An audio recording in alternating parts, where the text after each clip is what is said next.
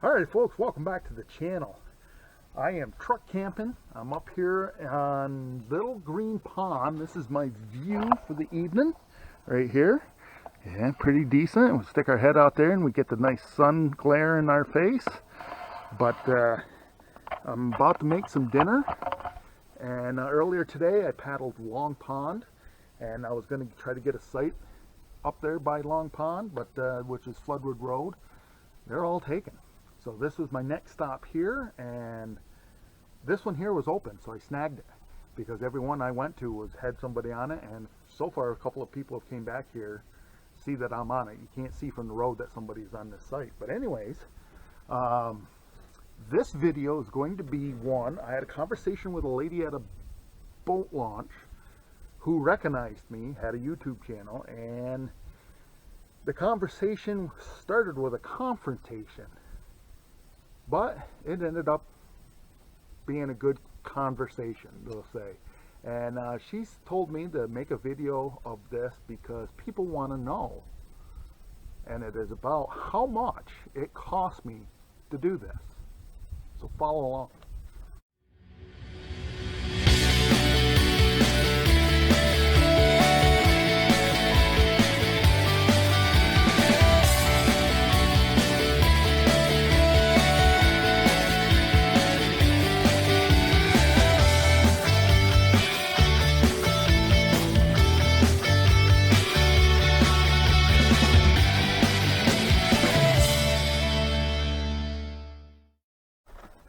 For dinner tonight, I'm making some tater tot crowns, and we're going to have some chicken breast for dinner. I'm heating the water for that. I got my coffee over here ready to go for my after dinner coffee. Question this lady came to me with, well, it was almost more of a confrontation than anything.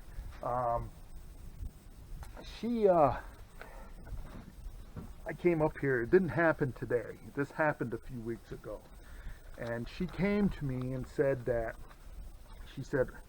you have a YouTube channel? And I said, I do. And it's not the first time that I've been recognized at a boat launch. There was a guy that a couple years ago at Franklin Falls that recognized me. But this lady, she came over to me and she asked about having a YouTube channel, and I told her I do. And her instant next response, the most snottiest way ever, was, it must be nice to be a rich YouTuber to do this stuff.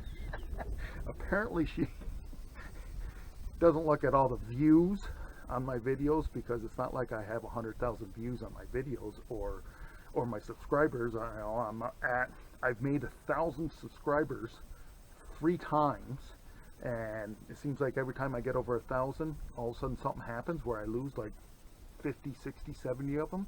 I had 1,000 subscribers in March, and then something happened where all of a sudden I lost like 74 subscribers. I was told that YouTube goes around and any old accounts that aren't in use, they purge them, and any accounts that have been suspended or for violation or whatever,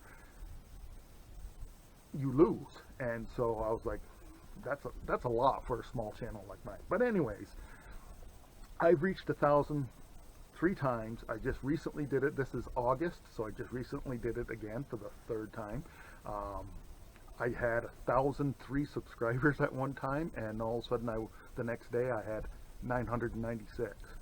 Where 7 of them went, I have no idea. So I've reached the plateau of 1,000 subscribers 3 times. But anyways, this lady came to me when she said that, but about being rich enough to go around and travel. She says ordinary people can't do that. Well, you know what? My channel is not monetized. I don't make any money off it. It has cost me money to do this. I go out traveling anyways, and it was my daughter who said that a while ago, said you should have a YouTube channel on your adventures out there. So I made one, and it's been like a hobby ever since to do this. But just to give an idea of how much things cost, I'll tell you this trip tonight, truck camping, the only thing this has cost me is it cost me I went to the store and I bought some, I got some water, bottled water. I've got some of my drinks. Of course, got some of my twisted tea. And I bring shelf to table food with me. So it cost me about $35 in food and beverages. And gas cost me about another $60. So it was $95 to go out paddling, stay the night out here. I have firewood at my house. I don't have to buy that. But anyways, it doesn't cost very much to go out camping, depending on the campgrounds you go to. So let's look at my cost list over my last few trips. So if you all remember, I did a video down on Glen Lake, which is down in the Queensbury area, Lake George area. We were staying at the Moose Hillock Campground. And the only reason I went there is because we had family going there. We were meeting them. They brought the grandkids and the pool there. You know, that's where they wanted to go. That campground was $180.25 a night. Yes, it was. So that campground cost me for 4 nights $723. Gasoline for 331 miles cost me $152, and that's pulling the camper with this. Food and beverages were $93. Eating out, I did not eat out at all.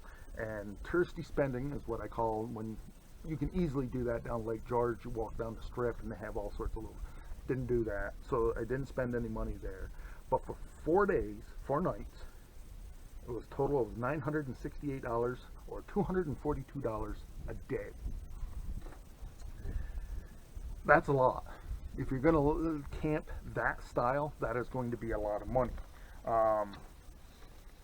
As many of you know, that I like the free camping sites like this one here. I would never be able to get my camper back here if you saw the road coming back here, and maybe that's why nobody was camping back here, is because I needed 4-wheel drive to get back here.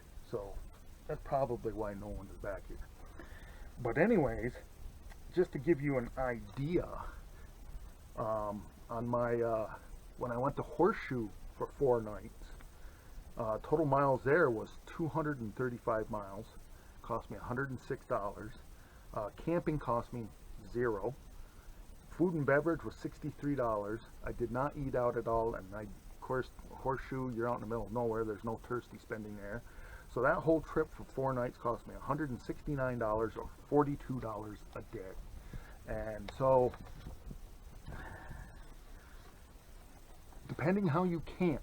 Now, I'm not going to add in cost of a truck and a camper and gear like this, because if you're going to go camping, the cost of camping for that campsite is the same whether I'm camping out of the back of my truck or I'm staying in a camper and there's somebody driving back here. They're going to see that I'm here.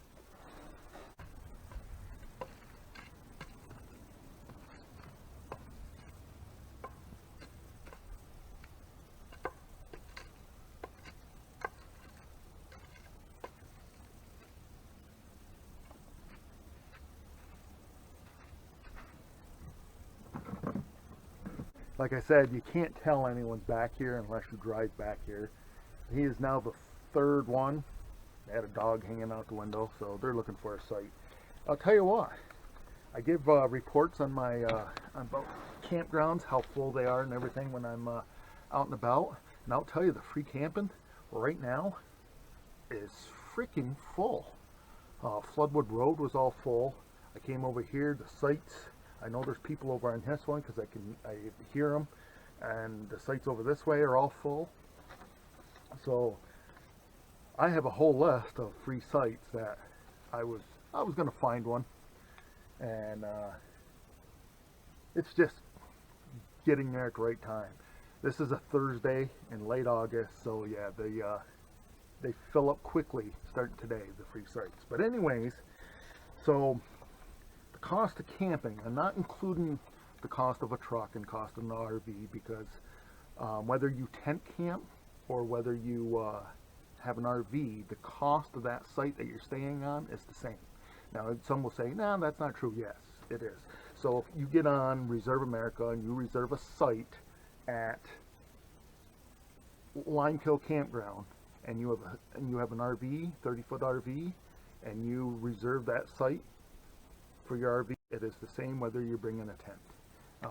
I think it's $20 a night, and if you go to Moose Hillock, I do believe the cost of the site is the same whether you have an RV or if you have a tent, because I don't think they have tent sites there. All their sites are 30 amp, 50 amp water, sewer, and cable TV, whether you have an RV or a tent. So I'm only doing the cost of gas, what the campsite cost, food, and touristy spending is what I call it.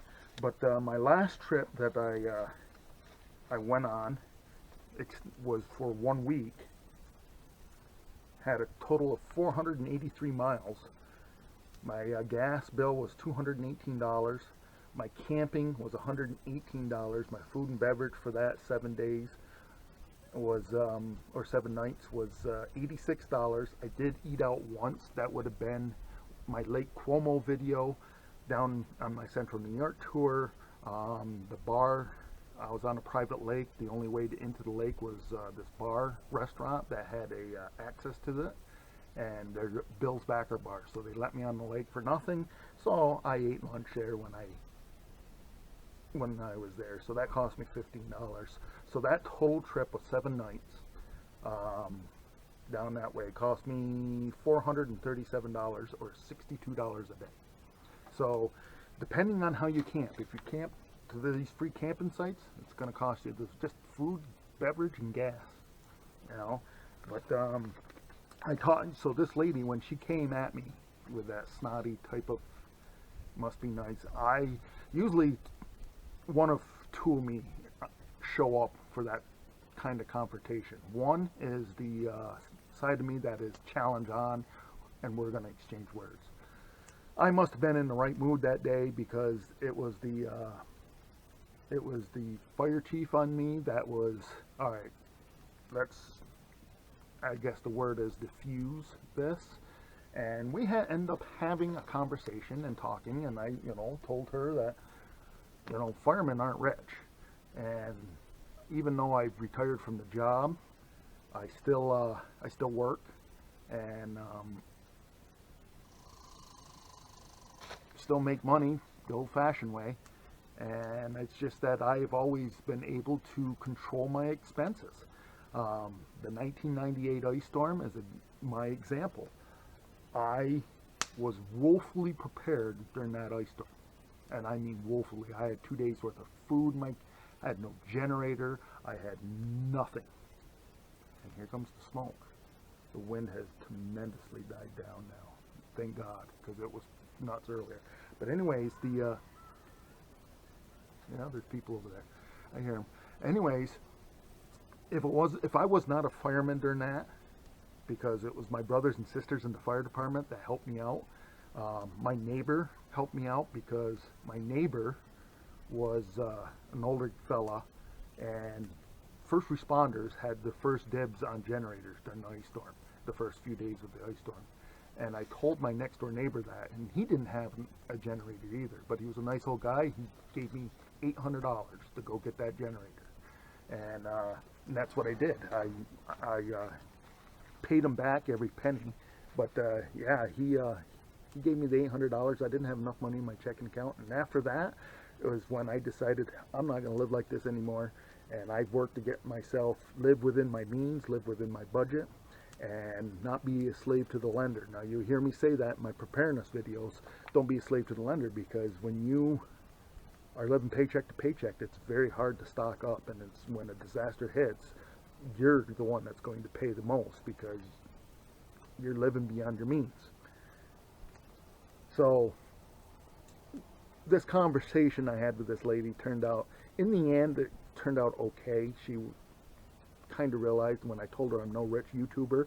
I have an 8-year-old truck with 130,000 miles on it, and it's just that when I buy something, I bought this truck, and I work to pay it off as quickly as I can. I bought my camper, I work to pay it off as quickly as I can, and I don't go to the casinos, I don't go to the bars, and I don't have a lot of toys. My only toy is my camper. I don't have four-wheelers. I don't have jet skis. I don't have boats.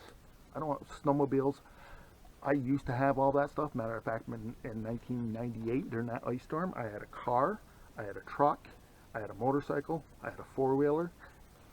I guess, you know, that all explains it right there. So the cost of camping is what you make of it. If you go to the free camping sites here, it's cheaper. It costs you gas and your food and beverage. If you go to the DEC sites, those sites usually are anywhere from $16 to $22 a night, and you can live cheaply that way. If you have the means to go to Moose Hillock and pay $180 a night, buy more power to you. But I don't want to spend that much money when I go camping. But that is the cost of camping. She thought it would make a good video, so I'm making this video while my dinner is getting warm over here. Let's go check on that. So before I leave you on this fantastic night, just earlier the sun was out. You might not have got it clear, but that is my scene from tonight, camping here on Little Green Pond. But my dinner is now ready. And I wasn't sure if I was supposed to add water to the tater tot crowns. So that is a tater tot crown. And what I did end up doing, I pulled one out and tasted it. Tastes just like tater tots, but they're a little bit soft. So I added, and there's no water left over. So apparently I added just enough water. But I added a little bit of ketchup into the bag. And they taste just like tater tot crowns. I don't think you're supposed to add water, but I did. And a little bit of ketchup, and it tastes just like fries. And my other dinner tonight, chicken breast diced. See if I can stab into a couple here. Chicken breast diced. Good stuff. Shelf the table. If you're camping, paddling, hiking, or if you want some food to keep in your house for long term, shelf the table. Shelf the table. Freeze-dried foods, use my code ADK10, you'll get 10% off. That is worth the cost of camping right here. Alright folks, you watched all the way through. Thanks for that. If you liked the video, make sure to give me a thumbs up. If you haven't subscribed, click the subscribe button down below. Continue to follow the adventure. And remember, folks, tomorrow is no guarantee for any one of us. So disconnect from that Wi-Fi, connect to this out here. You won't be disappointed.